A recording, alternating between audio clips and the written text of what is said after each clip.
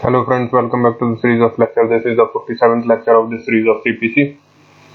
And in the previous lecture we have started the order 9. We are looking on the order 9 rule 13. So please take out order 9 rule 13. Read it again. So in any case in which a decree is passed ex parte against a defendant, he may apply to the court by which the decree was passed for an order to set it aside, and if he satisfies the court that the summons was not duly served, or that he was prevented by any sufficient cause from appearing when the suit was called on for hearing, the court shall make an order setting aside the decree as against him upon such terms as to costs, payment into court or otherwise as it thinks fit, and shall appoint a day for proceeding with the suit. Now, I told you in the previous lecture that suppose here the suit was filed and the defendant not appear on the first date of hearing, then thereafter the ex parte proceedings are taken and somewhere here the ex parte decree is passed. So I told you that after the ex parte decree, that within 30 days, which article? Article 123 of Limitation Act. So within the 30 days of the ex parte decree under the Article 123 of the Limitation Act, the party may make an application in the court to have the decree set aside. Now he can say that the summons was not actually served. So initially in order 9 rule 6(1)(a), the court believes that the summons was served and therefore it went for the ex parte proceedings. But later on somehow he is able to prove that the summons was not actually served, or he is able to prove any other sufficient cause. The sufficient cause में he can prove the accident, illness, etc. whatever. Therefore the court will set aside the decree and go for by parte hearing. अब इसमें cost पे करना पड़ेगा. Defendant has to pay the cost for non-appearance, but the court will go for by parte hearing. अब अगर आप 30 दिन में एप्लीकेशन नहीं डाल पाते तो उसके बाद भी आप एप्लीकेशन डाल सकते हो, लेकिन ऑर्डर 9 रूल 13 का एप्लीकेशन के साथ आपको सेक्शन 5 लिमिटेशन एक्ट का एप्लीकेशन डालना पड़ेगा for the condonation of delay. तो इसको आप लिख लीजिए, write down. Right, the application for the setting aside of the ex parte decree, the application for the setting aside of the ex parte decree has to be filed within 30 days of the date of the decree, within 30 days of the date of the decree, and if further delay is caused, then an application under section 5 of Limitation Act has to be filed for the condonation of delay.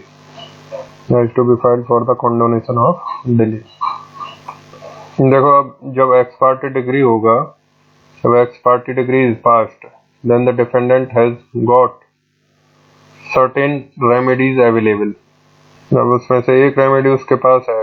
One remedy he has got is that put the application under order 9 rule 13. अब the other remedy he has got is he can file an application for the review of the judgment. He can go for the review of the judgment also. And the third remedy he has got is he can go in appeal against the ex parte decree. That is section 96 clause 2. Section 96 clause 2, wherein an appeal from an original ex parte decree may be done. So these are the 3 remedies available to him. So he can go in the appeal and then the ex parte decree set aside. जब ये ex parte है तो ex parte के लिए the better is either you go in appeal or you will go for an application of order 9 rule 13, and the best is you go for application under order 9 rule 13. जब ये दोनों चीज file कर सकता है, he can go for appeal also and at the same time he will file the application of order 9 rule 13 also. ठीक, अब देखो रिव्यू का तो कोई फायदा नहीं है क्योंकि इसमें तो एक्स पार्टी प्रोसीडिंग्स है, तो ज़्यादा कोई बेनिफिट होगा नहीं रिव्यू से। तो बट ये दोनों चीज़ और ये दोनों एक साथ फाइल कर सकता है, अपील में भी जा सकता है और फिर एप्लीकेशन भी दे सकता है ऑर्डर 9 रूल 30। तो इसको लिख लीजिए आप, write down. both the proceedings, that is the proceedings of appeal as well as setting aside under order 9 rule 13 can be filed simultaneously, तो अपील आप अपलेट कोर्ट में फाइल करोगे और application you will file in the trial courts itself. Then read further, provided that where the decree is of such a nature that it cannot be set aside as against such defendant, only it may be set aside as against all or any of the other defendants. So this I told you that suppose the suit was against A versus B, C and D. But this B and C had not defaulted, rather they had appeared on the date of the first hearing. B and C has appeared, but the D had defaulted, means he will not appear. अब court ने B और सी के लिए तो bi party proceedings लिया और D के खिलाफ एक्स पार्टी डिक्री पास किया। तो बी और सी के लिए the court went on merits on evidences, but regarding D since he is not appearing the court went for the ex parte proceedings and pass the ex parte decree. I hope that you appreciate this can be done. तो जो defendant absent है उसके खिलाफ x parte decree हो गया और जो present है उनके लिए by party proceedings were done and finally the decree was passed. अगर decree was passed against B, C and D all, B के लिए it was ex party, D के लिए it was ex party and B and C के लिए it was on merit. अब now D under 9 rule 13 under order 9 rule 13, D under order 9 rule 13 files the application for setting aside। अब D अपने लिए file करेगा ना कि that I was not present because of so and so reason and therefore you set aside the decree and conduct a bi-party hearing। The court can do that।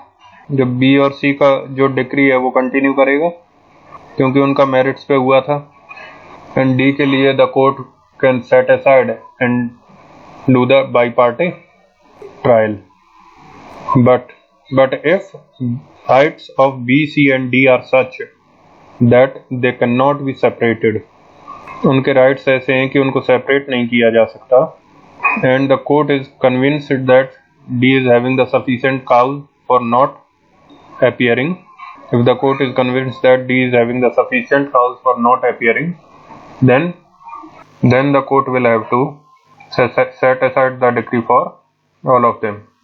अब मान लो जैसे B, सी और D किसी family के joint co partners हैं and they are claiming the rights jointly. अब A has file a suit against the co partners. अब co partners के राइट को आप सेपरेट नहीं कर सकते because that is joint family ना, so their rights are joint. तो ये पढ़ोगे आप जॉइंट हिंदू फैमिली में। So D was absent and B and C was present. अब इस केस में अगर डी के खिलाफ डिक्री अगर सेट असाइड होगी then court has to set aside decree for all, that is B, C and D. ठीक, या फिर take another example, they are some joint owners of some property, when we set aside the decree for D, then it has to be set aside for B and C also because their rights are joint. So in those cases the court can go for setting aside the decree for all the defendants even if two of them are heard on merits। तो इसको भी लिख लीजिए आप, right? If the court is satisfied that the applicant had a sufficient cause, then it will set aside the decree against the applicant and the decree passed on merits against other defendants will continue.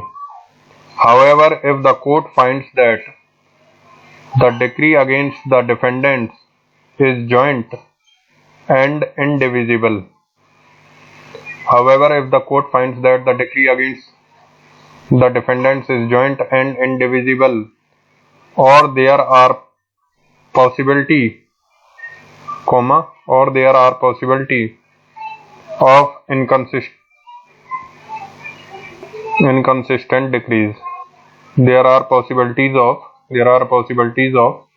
inconsistent decrees. देखो अब क्योंकि इसमें दो के लिए तो आप इस एग्जाम्पल में दो के लिए तो आप जजमेंट पास कर चुके हो, और तीसरे वाले का सेट असाइड करके आप हियरिंग करोगे तो चांसेस हैं कि जजमेंट डिफर हो जाएगा. तो there are possibilities of inconsistent decrees or where the relief to which the applicant is entitled cannot be effectively given to him separately from the other defendants, then the court will set aside the entire decree. ठीक. अब आगे देखिए आप. Provided further that no court shall set aside a decree passed ex parte merely on the ground that there has been an irregularity in the service of summons, if it is satisfied that the defendant had notice of the date of hearing and had sufficient time to appear and answer the plaintiff's claim. You see, देखो, एक तो होता है non service of summons और एक होता है irregularities of summons. एक तो होता है नॉन सर्विस ऑफ सम्मन्स, एक होता है रेगुलरिटीज ऑफ सम्मन्स. अब मान लो डिफेंडेंट को सम्मन्स मिला ही नहीं, क्लाइंट की कॉपी, डॉक्यूमेंट वगैरह, nothing he received. The defendant did not received the copy of the plaint और द डॉक्यूमेंट्स, मतलब सम्मन्स उसको मिला ही नहीं. He never received the summons. So in that case it is the case of non-service. That is the case of non-service. लेकिन मान लो उसको plaint की copy समन सब मिल गई. He received the copy of the plaint. उसको प्लेंट की copy समन सब मिल गई. He received the copy of the plaint and the summons was received in which the date of appearance was written, but the documents were not given. तो उसको plaint के साथ जो attached document है वो नहीं मिले, लेकिन प्लेंट की कॉपी मिल गई उसको, plus the date of appearance was given to him. So in that case the summons was not proper, but it will not be said to be that it is no service, but it is a case of irregularity of service. It is a case of irregularity of service, क्योंकि यहाँ पर इसको पता तो चल गया कम से कम. At least he came to know that I have to appear on in the court on so and so date, and there is a copy of the plaint with him for which he has to file the reply. So he could at least appear in the court and he could ask for documents in the court. तो उस case में court उसका adjournment करके document दे देगी और document देके एक further date लगा देगी WS फाइल करने के लिए. लेकिन अगर उसको फर्दर पता चल गया है कि that I have to appear in on so and so date and still he does not appear, then he will not get the setting aside of the ex parte decree. Irregularities of summons can be of different categories. अब मान लो defendant के घर में service of summons हुआ. अब he was not present. अब घर में उसके सर्वेंट को देकर आ गए सम्मन्स. अब सर्वेंट को सम्मन्स नहीं दिया जा सकता या फिर किसी माइनर को सम्मन्स नहीं दिया जा सकता, लेकिन प्रोसेस सर्वर ने किसी माइनर को या सर्वेंट को सम्मन्स दे दिया. And it is proved before the court that through the servant और the minor the defendant had got the copy of the plaint और the document. Through the minor और the servant he had got the copy of the plaint and the document. अब that is an irregularity of the service of summon. But the point you have to examine is that whether he had a knowledge as to whether he had a knowledge that he has to appear before the court. तो बच्चे को दिया था या फिर servant को दिया था, but at least through them he came to know and therefore he has the knowledge. Even though the summons was irregular, but he did have the knowledge. लेकिन मान लो बच्चे को दिया है और उसको summons मिला ही नहीं, तब तो it was no service.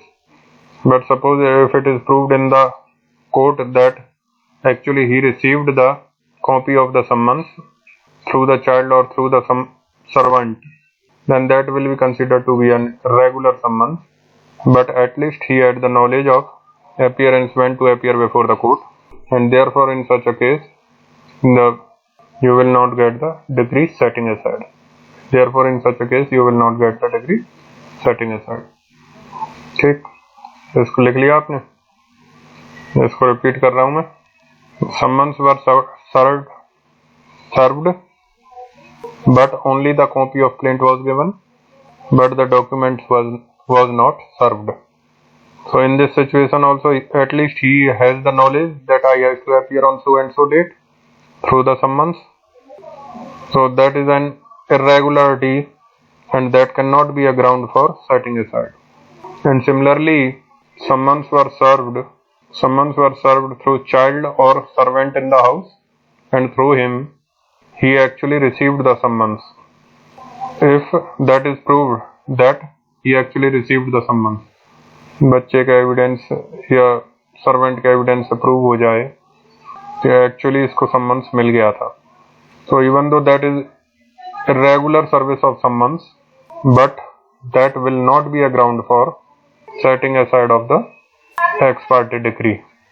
ठीक, provided further that no court shall set aside a decree passed ex parte.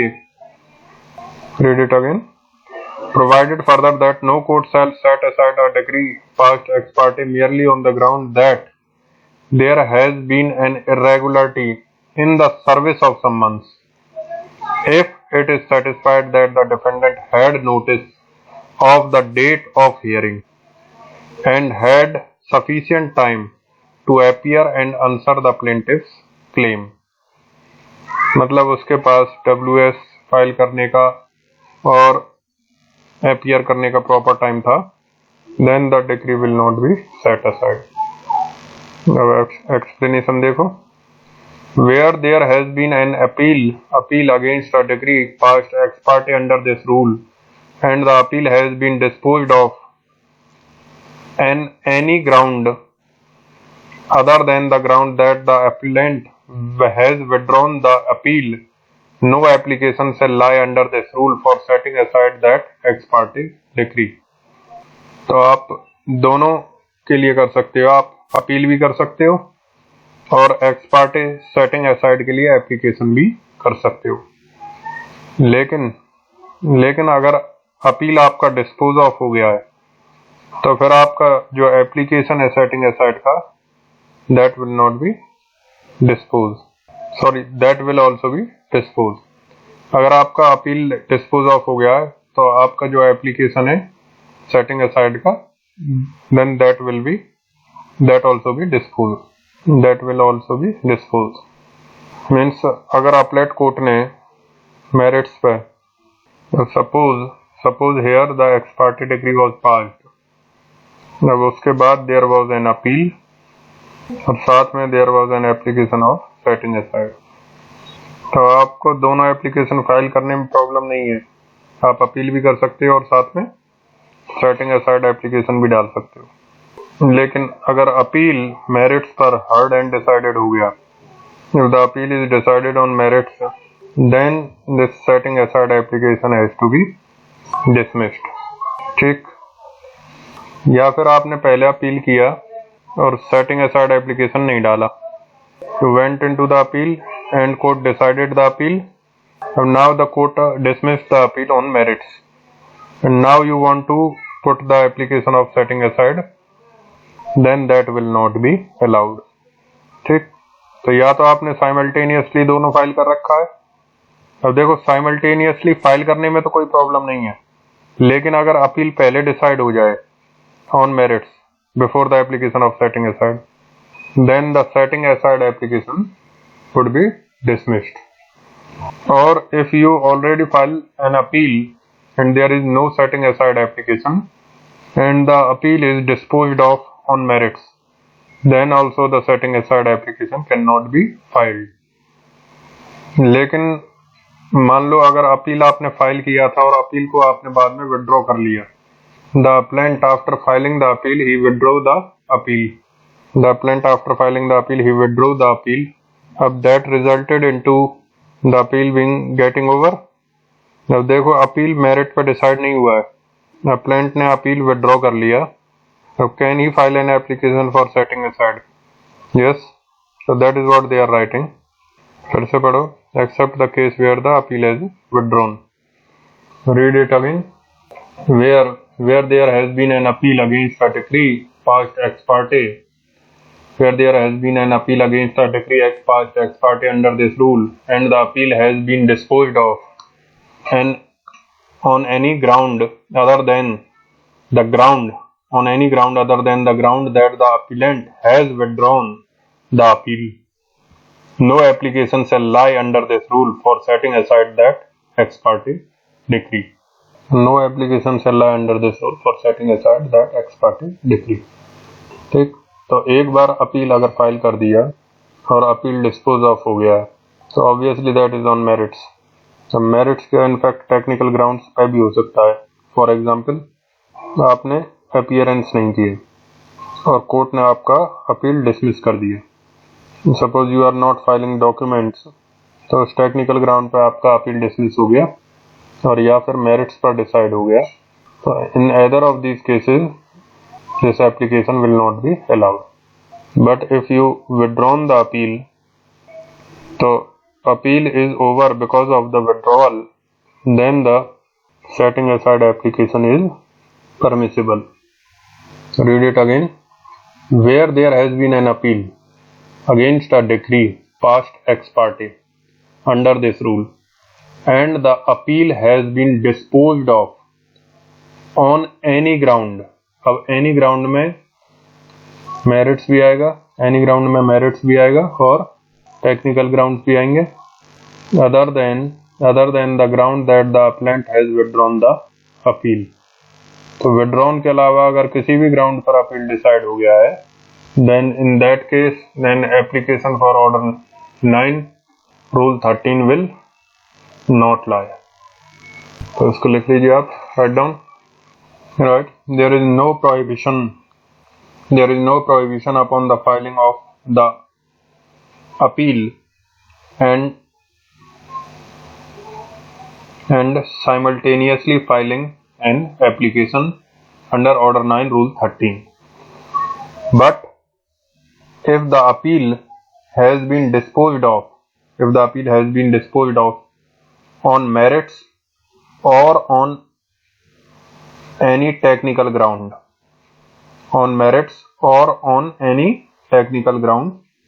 other than a withdrawal by an applicant,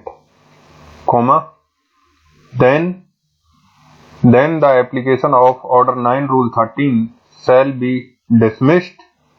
And if the application was not filed earlier, then the court shall not allow the application under Order 9 Rule 13. ठीक, is that clear to all of you? तो आपने पहले दोनों application file कर दिया और appeal withdrawal के अलावा अगर डिसमिस हो गया तो फिर ऑर्डर 9 रूल 13 का एप्लीकेशन भी डिसमिस हो जाएगा. तो फिर एप्लीकेशन भी डिसमिस हो जाएगा.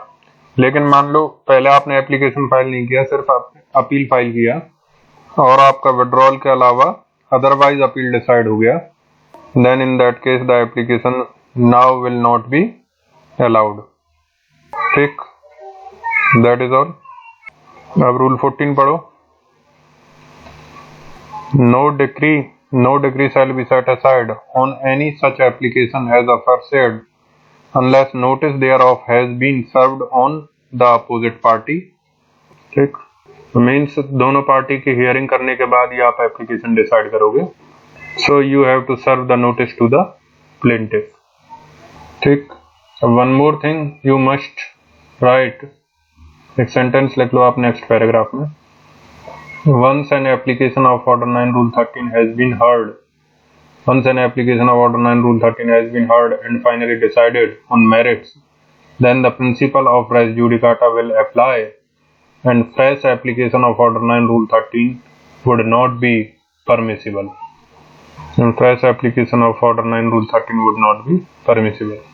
अब सेक्शन 11 तो डायरेक्टली नहीं लगेगा because that is an application, that is not a suit, but the principles of res judicata will be applicable if it was heard and decided on merits.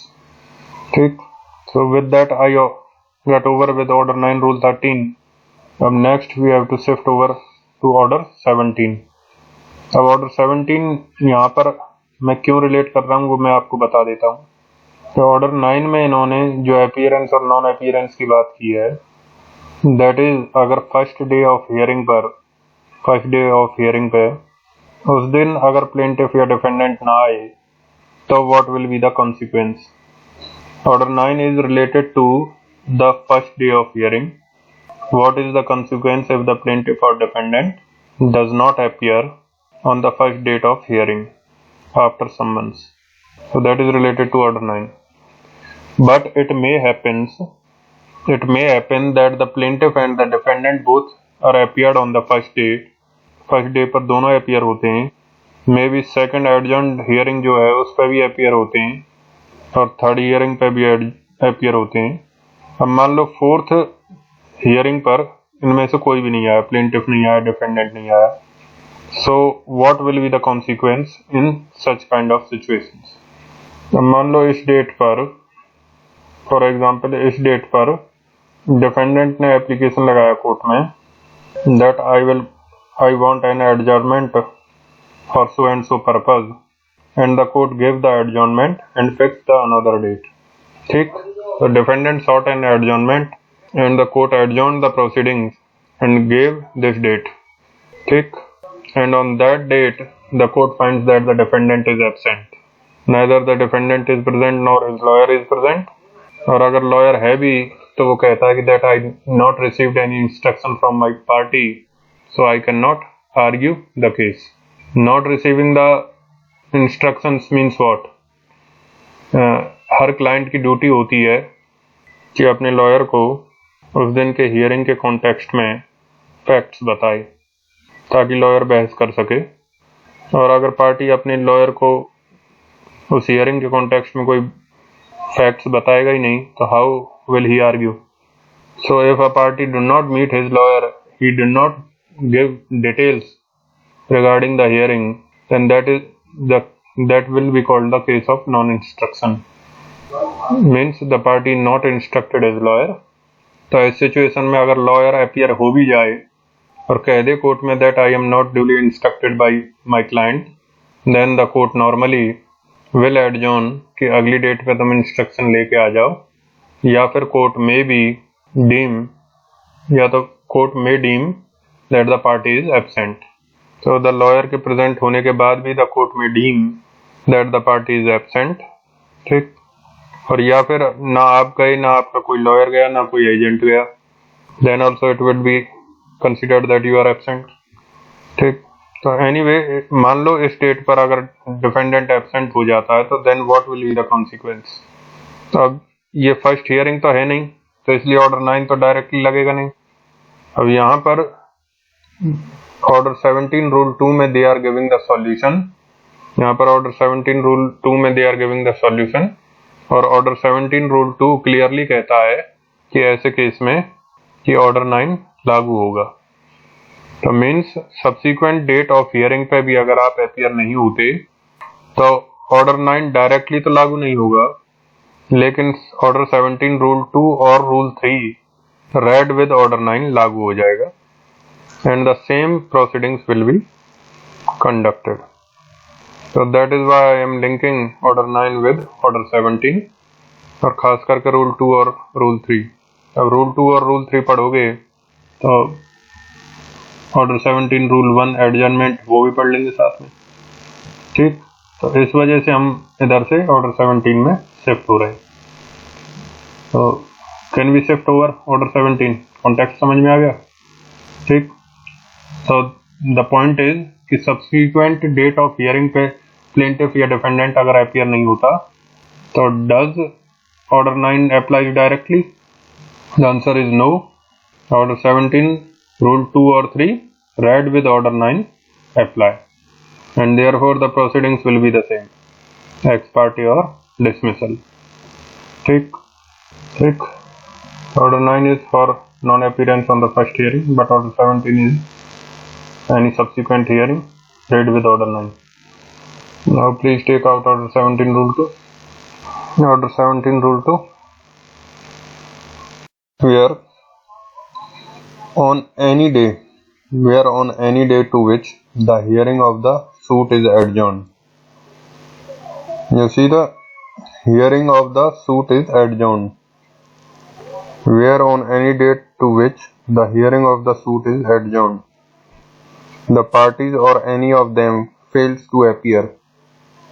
The parties or any of them fails to appear. मतलब या तो दोनों parties नहीं आए या उनमें से कोई एक नहीं आया. ये फर्स्ट डेट पर नहीं, सब्सिक्वेंट डेट पर.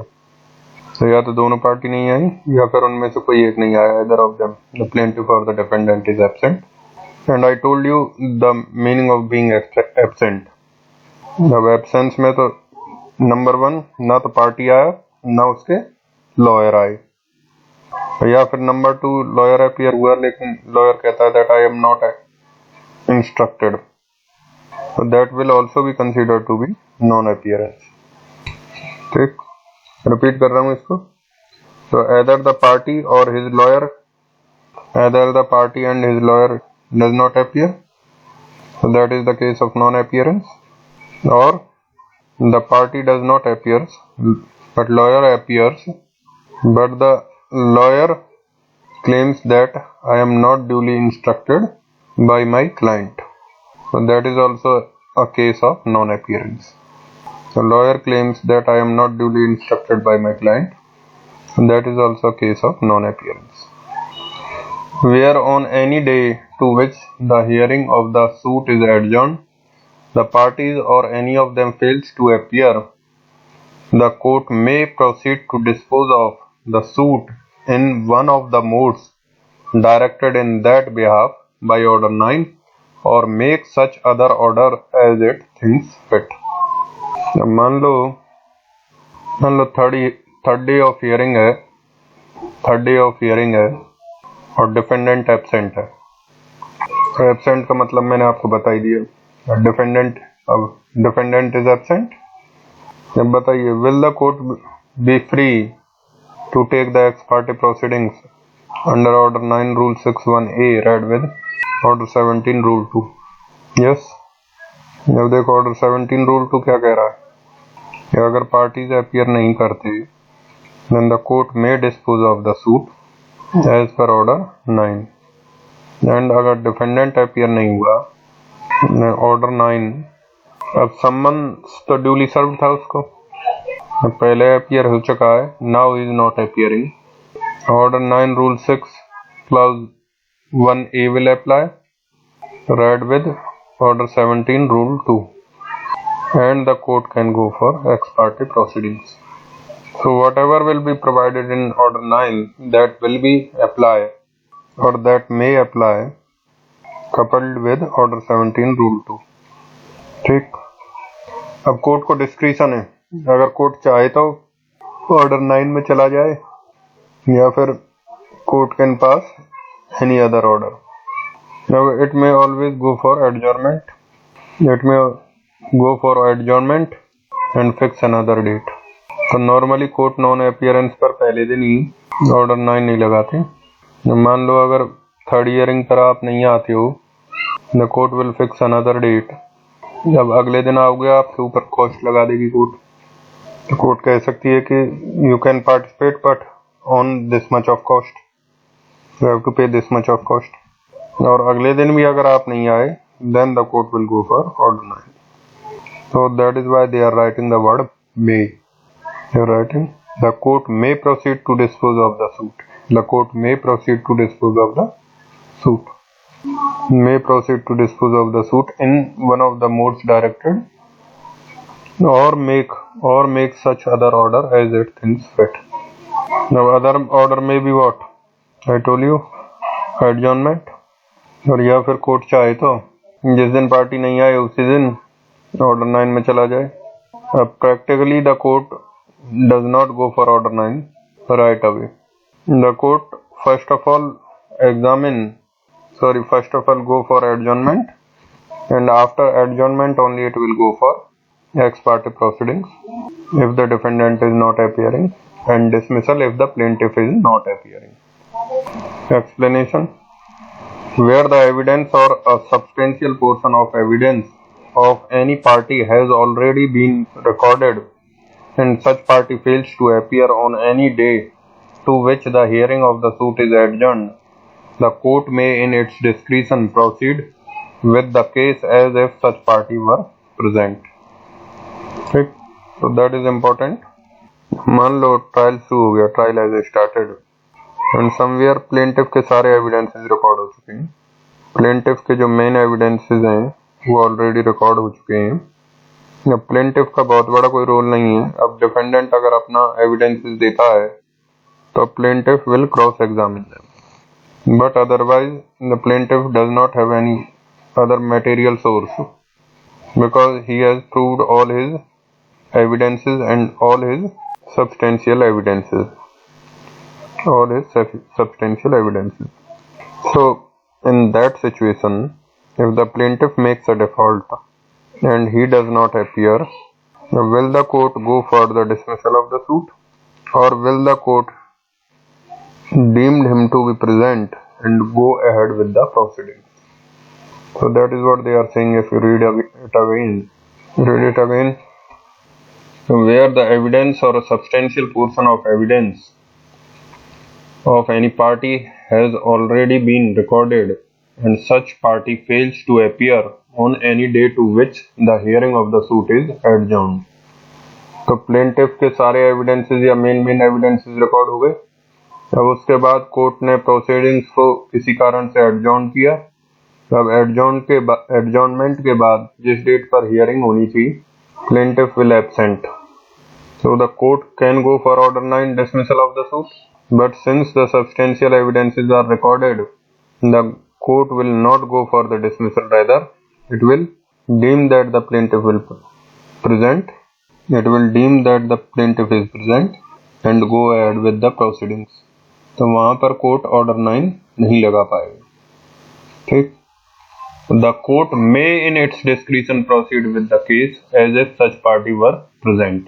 अब यहाँ पे may लिखा है तो कोर्ट के पास ऑर्डर 9 में जाने का ऑप्शन है, but practically it will not go in order 9 क्योंकि प्लेंटिफ के एविडेंसेस में सब्सटेंशियल एविडेंसेस रिकॉर्ड हो चुके हैं. ठीक, राइट, देखो इस पर whenever a party's evidences or substantial evidences have been already recorded and thereafter on adjourned date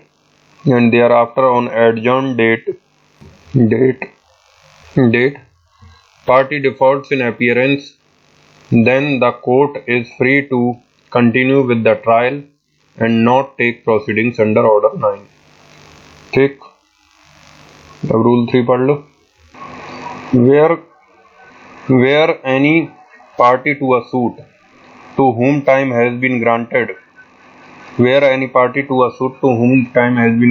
fails to produce his evidence or to cause the attendance of his witnesses or to perform any other act necessary to the further progress of the suit for which time has been allowed, the court may, notwithstanding such default, if the parties are present, proceed to decide the suit forthwith, or if the parties are or any of them is absent, proceed under rule 2.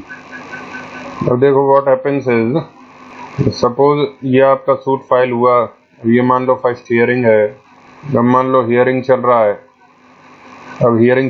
अब मान लो इस hearing पे defendant ने adjournment मांगा, तो उसने कहा कि मैं आज अपना विटनेस प्रेजेंट नहीं कर सकता due to so and so reason, तो आप मुझे प्रोसीडिंग्स एडजॉर्न कर दो या फिर कोई और डेट फिक्स कर दो ताकि मैं अपने विटनेस को ला सकूं. So he has short time for getting his witness. So the purpose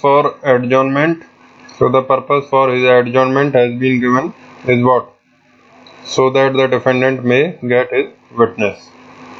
अब कोर्ट ने यहाँ पर एडजॉर्न करके हियरिंग मान लो 15 दिन बाद का दे दी डेट ऑफ हियरिंग, तो इसको क्या बोलेंगे, द डेट ऑफ एडजॉर्न्ड हियरिंग। ठीक, तो पार्टी ने एप्लीकेशन डाला, डिफेंडेंट ने एप्लीकेशन डाला कि that I am not able to get my witness, so please adjourn the proceeding so that I get the time to make my witness appear. Now the court gave the adjournment under order 17. The court gave the adjournment under order 17. On this day, both the parties are present, but the defendant says that my witness cannot appear today also, and I need further adjournment. तो defendant कहता है कि मेरा witness आज भी नहीं आ सकता, I want further adjournment. So ठीक, that is one thing. तो इस केस में कोर्ट चाहे तो फर्दर एडजॉर्नमेंट दे दे, कोर्ट के पास डिस्क्रिशन है। लेकिन अगर कोर्ट चाहे, if the court wants, then the court can always go for what, deciding the suit there and then.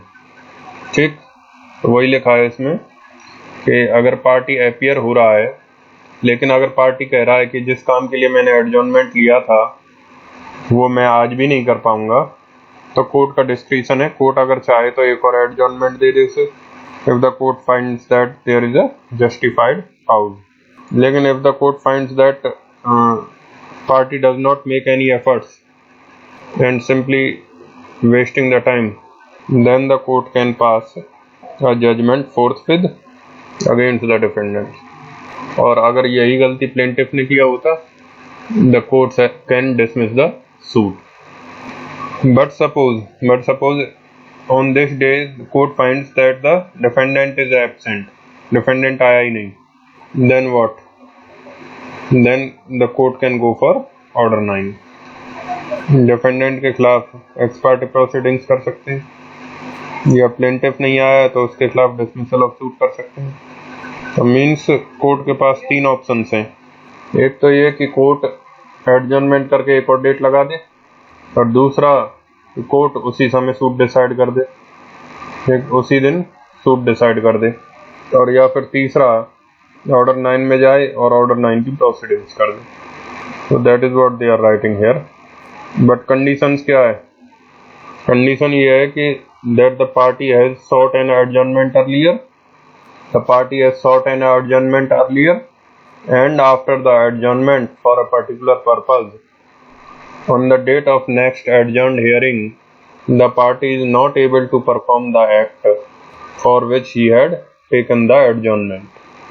ठीक, फॉर एग्जाम्पल जैसे पार्टी ने बोला कि मुझे डॉक्यूमेंट सबमिट करने के लिए टाइम चाहिए, अब जिस दिन डेट ऑफ हियरिंग लगाया कोर्ट ने, उस दिन आप डॉक्यूमेंट लेकर नहीं आए, या फिर आए आपने और कह दिया कि मुझे डॉक्यूमेंट नहीं मिला, तो उस केस में कोर्ट या तो एक और डेट लगा देगी या फिर वहीं पर केस डिसाइड कर देगी आपके खिलाफ। ठीक, so that becomes a very strong order.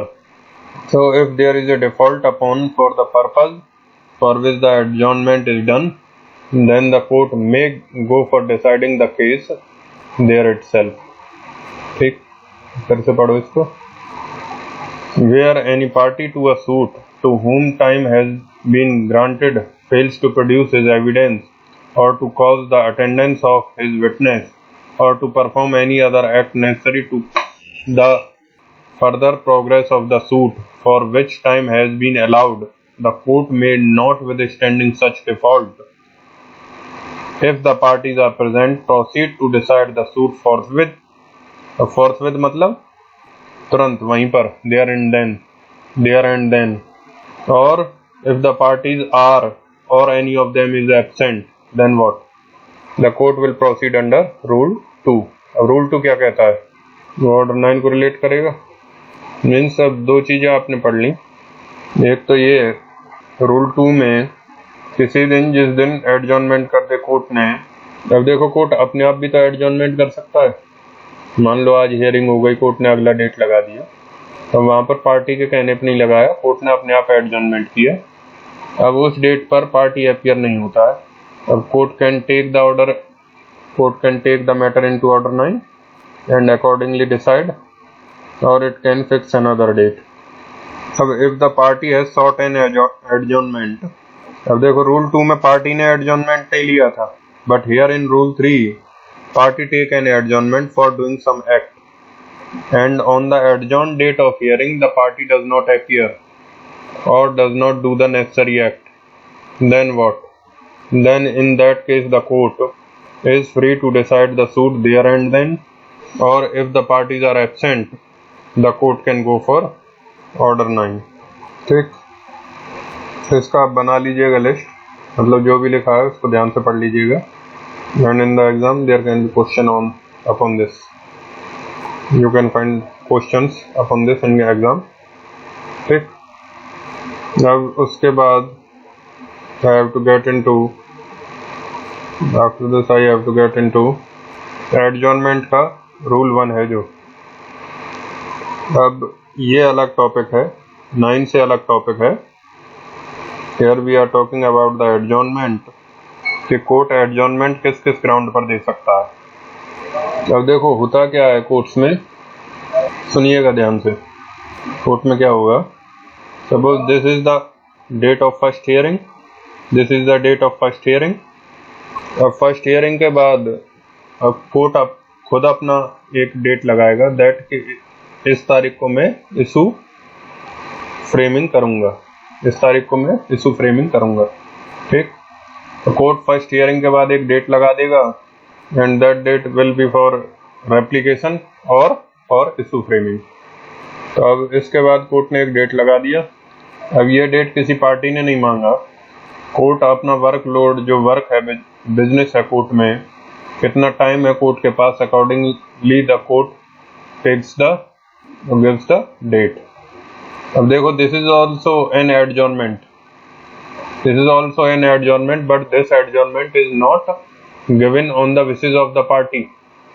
This adjournment is not done on the behest of the party. This adjournment is done at the suo discretion of the court. अब उसके बाद इस दिन भी हियरिंग हो गई, अब court will again fix some other date, court will again fix some other date. अब this is also an adjournment. अब देखो बेसिक रिक्वायरमेंट तो ये है that the trial should continue continuously. The trial should be done over a consecutive number of days. अब हालांकि court के पास उतना टाइम नहीं होता कि एक ही केस के ट्रायल को डेली डेट लगा कर करे. कोर्ट विल फिक्स डेट्स, तभी तो डिले होता है, ओवरबर्डनिंग ऑफ द कोर्ट्स. तो court can not conduct continuous trial, तो इसी वजह से डेट लगती है. तो कोर्ट ने अगला डेट लगाया एंड सो फोर्थ. अब these are the adjournments done by the court and not sought by the party. But suppose इस डेट पर कोई भी पार्टी कोर्ट से रिक्वेस्ट करता है, he makes a prayer that I want to do so and so act, I want to get some witness, I want to get some documents etcetera, तो उसके लिए मुझे थोड़ा टाइम चाहिए, तो आप आज हियरिंग ना करके एक और डेट लगा दें. अब यहाँ पर जो एडजॉर्नमेंट होगा, ये एडजॉर्नमेंट किसने करवाया, पार्टीज ने. तो कोर्ट अपनी मर्जी से जो एडजॉर्नमेंट करता है, तो ऑर्डर 17 में उससे कोई मतलब नहीं है. Order 17 is not concern with that, we are not concern with that, we are concern with the cases where a party seeks permission of the court to do some act and the party request the court to adjourn the hearing to some other date. Suppose today on this date plaintiff is also there, जब इस date पर plaintiff आया और उसका lawyer भी है, और defendant भी प्रेजेंट हो गया और डिफेंडेंट का लॉयर भी है. ठीक, और या फिर plaintiff और डिफेंडेंट दोनों नहीं है बट उनके लॉयर्स हैं, और plaintiff का lawyer present and he is ready to argue the case, और डिफेंडेंट का लॉयर भी है, लेकिन डिफेंडेंट के लॉयर ने कहा that today I am not ready. अब वो कह सकता है that my client is hospitalised, he is not in condition to give me instruction, so I can not proceed further because I am not having instruction. तो यहाँ पर genuine grounds है instruction ना होने का, तो प्लीज एडजॉर्न द हियरिंग. अब adjournment के लिए अब एडजॉर्नमेंट के बाद जो कॉस्ट जो है अब कोर्ट लगाएगी, इफ कोर्ट डू सो, तो वो तो आपको पे करना पड़ेगा। क्यों? क्योंकि अपोजिट पार्टी का जो लॉयर है वो तो प्रेजेंट था। जब वो प्रेजेंट था, आर्गुमेंट नहीं भी हुआ, फिर भी जो अपोजिट पार्टी है उसका एक्सपेंसेस तो हुआ। एडवोकेट का फीस, डॉक्यूमेंट, आना जाना, दैट डे की सफरिंग, तो वो खर्चा तो हुआ। तो आप जो एडजॉर्नमेंट ले रहे हो, इवन दो जेन्युइन ग्राउंड्स पे ले रहे हो, बट अपोजिट पार्टी को हम सफर नहीं करवा सकते, therefore he should be paid the cost. So whatever expenses he has made, that has to pay to him, and that payment will be done in the form of cost. That payment will be done in the form of the cost. ठीक? तो whenever the court adjourns, it will require the party to pay cost. अब problem ये है कि cost हम nominal form में लगाते हैं। कॉस्ट हम नॉर्मली एक नॉमिनल फॉर्म में लगाते हैं। तो लास्ट फ्यू ईयर से हमारी जो प्रैक्टिस है वो ये है कि नॉमिनल कॉस्ट लगाते हैं। जैसे 100 रुपये का कॉस्ट लगा दिया, 250 रुपये का कॉस्ट लगा दिया, 50 रुपये का कॉस्ट लगा दिया। तो उसकी वजह से दूसरी पार्टी का जस्टिस नहीं हो पाता, दूसरी पार्टी की तरफ जस्टिस नहीं हो पाता, क्योंकि उसके काफ़ी एक्सपेंसेस हो जाते हैं, and that money is not sufficient. ठीक? तो जो ट्रेडिशनल सिस्टम हमारा चला आ रहा था कि हम नॉमिनल कॉस्ट अवॉर्ड करेंगे, the court was doing that, but now the supreme court in the Salem advocate case and the other cases also had emphasised that all the proceedings which cause the unnecessary delay in the trial, delay in the decision of the case, they should be curtailed. ठीक? तो उसी पे हमने replication के पे भी discuss किया था। तो उसी के लिए there are so many things, and one such thing is adjournment. So adjournment is one main reason for the delay in the trial proceedings. अब देखो, ये कोई अगर म्यूचुअल अंडरस्टैंडिंग है कोर्ट और लॉयर के बीच में, और कोई प्रॉब्लम है लॉयर की या फिर पर्सनल प्रॉब्लम है, और उस पर एडजॉर्नमेंट मांगता, दे देती है कोर्ट, तो कॉस्ट नहीं लगाती कई बार कोर्ट। तो इस तरीके की कोई अगर प्रॉब्लम है और कोर्ट ने कॉस्ट नहीं लगाई, और या फिर कॉस्ट लगाई भी तो नॉमिनल कॉस्ट लगाई, तो supreme court had deprecated such practice, and the supreme court clearly says that cost is the important rule in the hands of the court, and you should impose actual cost, and if required you should go for heavy cost so that the unnecessary adjournments can be restricted. ठीक? तो आपने देखा होगा practice में जजेस काफ़ी cost लगाते हैं। Why is it so? Because they have been trained according to that in academy कि आपको कॉस्ट ज़्यादा लगाना चाहिए, और आप कॉस्ट लगाओगे देन द पार्टीज और एडवोकेट्स विल फंक्शन अकॉर्डिंगली। ठीक? तो कई बार ऐसा होता है कि जानबूझकर पार्टीज या एडवोकेट एडजॉर्नमेंट्स लेते हैं परेशान करने के लिए अदर पार्टी को। तो अगर कोई इस तरीके से लेता है एडजॉर्नमेंट्स विदाउट एनी रीज़न, तो अगर कोर्ट कॉस्ट लगाएगी तो पार्टी को देना पड़ेगा वो, तो पार्टी पूछेगी एडवोकेट से कि किस वजह से कॉस्ट लगा।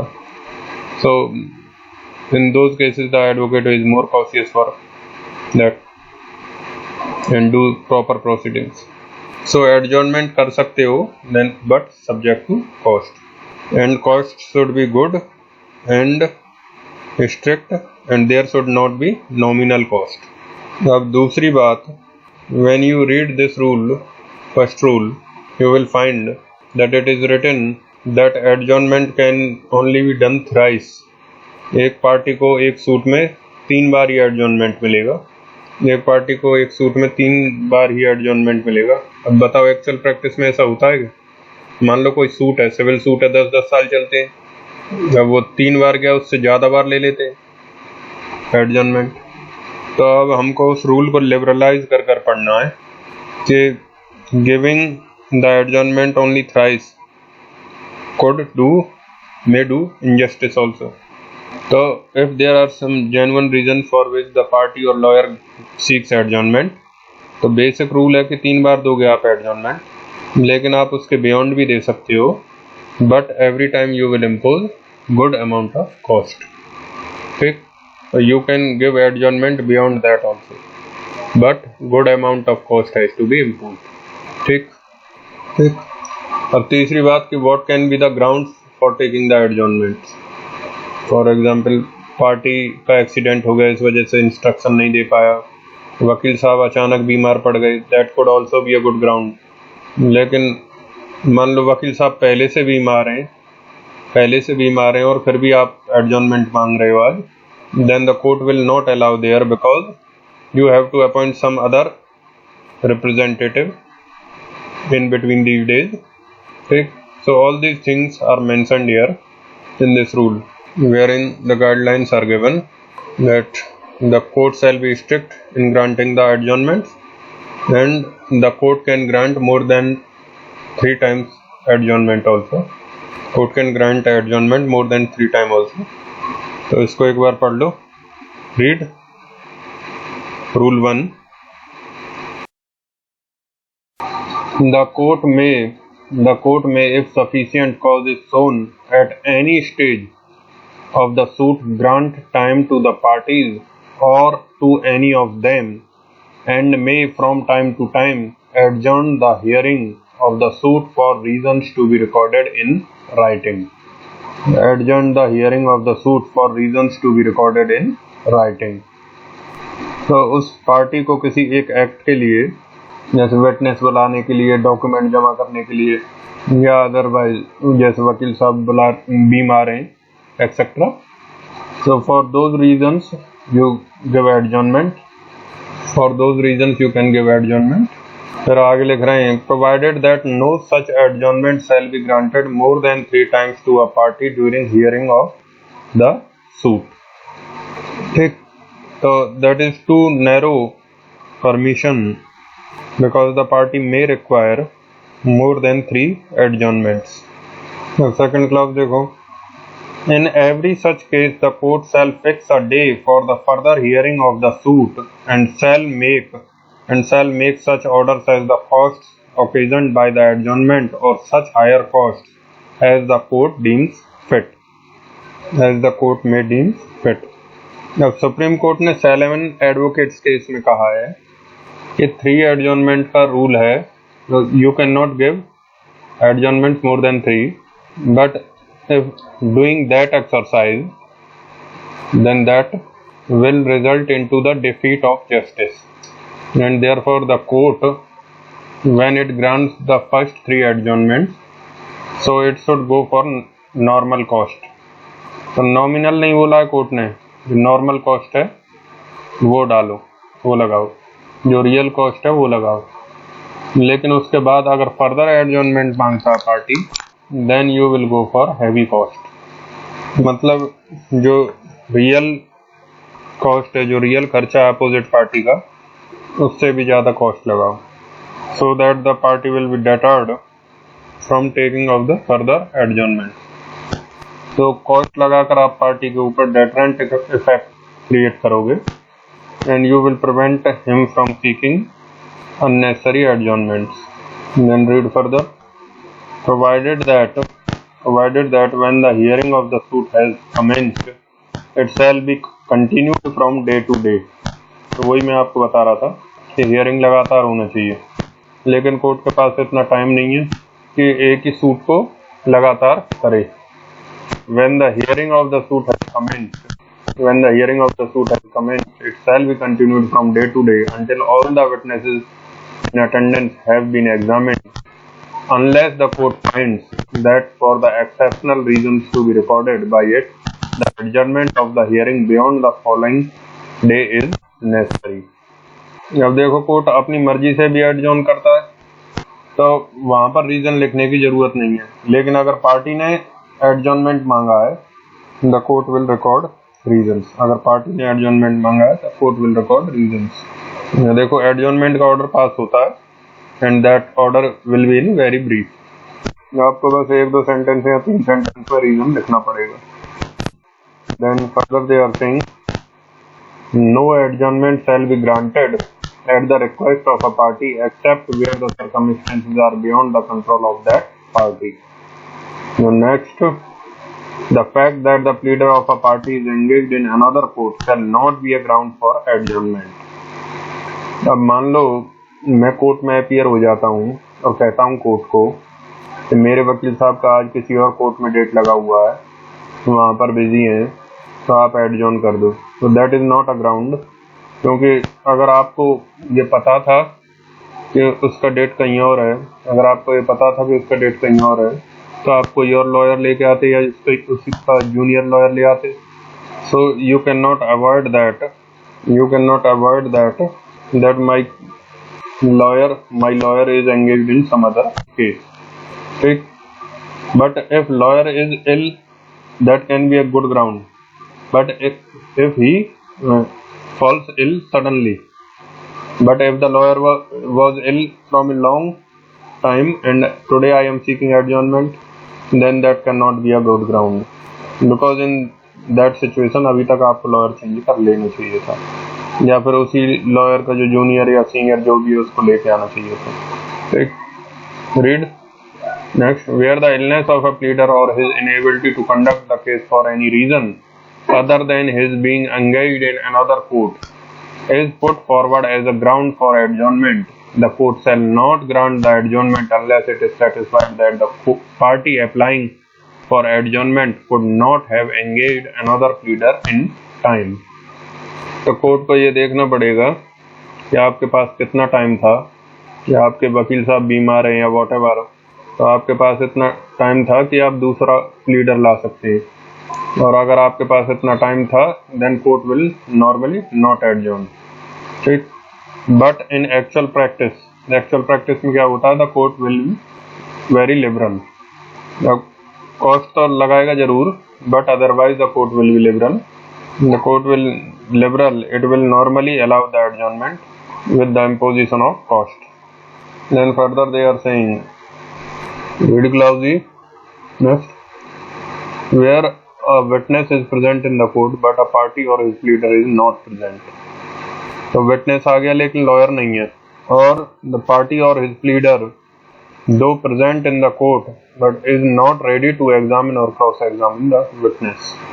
तो विटनेस आ गया और लॉयर भी है, लेकिन वो कह रहे हैं कि मैं आज एग्जामिन करने के लिए तैयार नहीं हूँ। क्यों? क्योंकि मेरे पास इंस्ट्रक्शंस नहीं है, मेरे क्लाइंट ने इंस्ट्रक्शन नहीं दिया, so I cannot examine the witness or I cannot cross examine the witness. So there they are saying the court may, if it thinks fit, record the statement of the witness and pass such order as it thinks fit, dispensing with the examination in chief or cross examination of the witness, as the case may be, by the party or his pleader not present or not ready as aforesaid. तो मतलब ये court के पास discretion है। जब मान लो एक plaintiff है, तो प्लेंटिफ की तरफ से एक विटनेस अपीयर हुआ, प्लेंटिफ की तरफ से एक विटनेस प्रेजेंट हुआ, और प्लेंटिफ का लॉयर भी अपीयर हुआ, लेकिन लॉयर ने कहा कि I can not examine this witness today because I not received any instruction from my client. तो इंस्ट्रक्शन मीन्स फैक्ट्स जिसके बेसिस पर मैं एग्जामिन कर सकूं, तो या फिर प्लेंटिफ के लॉयर ने तो देखो एग्जामिन कर दिया, या फिर प्लेंटिफ के लॉयर ने एग्जामिन कर दिया, लेकिन डिफेंडेंट का लॉयर कहता है कि I can not cross examine because I have not received any instruction. So if the defendant is not able to cross examine और he says that I will not cross examine, then in that case the court will have discretion, either he will fix another date adjourn करके, या फिर it will record the evidence of witness itself and avoid that examination in chief or cross examination।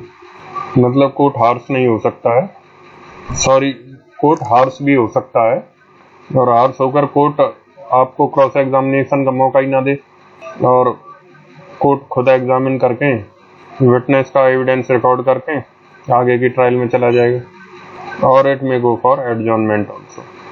ठीक, अब इसमें Saliman advocates के point को discuss करते हैं।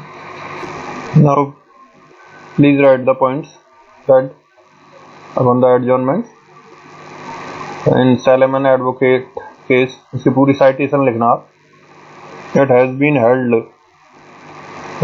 हेल्ड, देखो point number 1 that even though Order 17 Rule 1 proviso allows only 3 adjournments, there may be circumstances where further adjournment may be required, and there has to be a harmony established between clause 1 proviso and clause 2. Thus the court may allow the adjournment beyond 3 adjournment. However, the court shall impose the real cost in such cases, and if needed it shall go for imposing heavy cost also. ठीक, so that was the first point. अब दूसरा point लिखो, second point right. It was also held that the court shall liberally exercise their power of imposing the cost, as cost can be used to create a deterrent effect upon unnecessary adjournments, and hence to control the delay in the trial, and hence to control or reduce the delay in the trial. So these 2 points the court has held, and these are very important and significant points. और cost आपको realistic cost, ना कि nominal cost impose करनी चाहिए, आपको realistic cost impose करनी चाहिए। और जहाँ पर आपको लग रहा है, जहाँ पर आपको ज़रूरी लगे, आपको दिख रहा है कि एप्लीकेशन फ्रिवलस है और बिना वजह unnecessarily the parties has been negligent, और फिर भी एडजॉर्नमेंट मांग रहा है, तो आप दे तो सकते हो एडजॉर्नमेंट, दे दो एडजॉर्नमेंट, बट हैवी कॉस्ट लगा कर, ताकि आगे से वो अलर्ट रहे कि that I have to pay the cost. And in rare cases you can refuse to put the adjournment, but refuses normally the court does not do, it will give the adjournment with cost. और बार बार अगर मांग रहे हो then it will increase the cost. ठीक, that's all. अब इसमें एक पॉइंट और लिख लीजिए आगे. Against an order of adjournment और denial of adjournment there can be a revision and not appeal. Against an order of adjournment or denial of adjournment there can be a revision and not appeal. अब एक और लिखो आप next sentence. If an appeal has been filed against a decree, and in such appeal the ground of non-adjournment has been raised,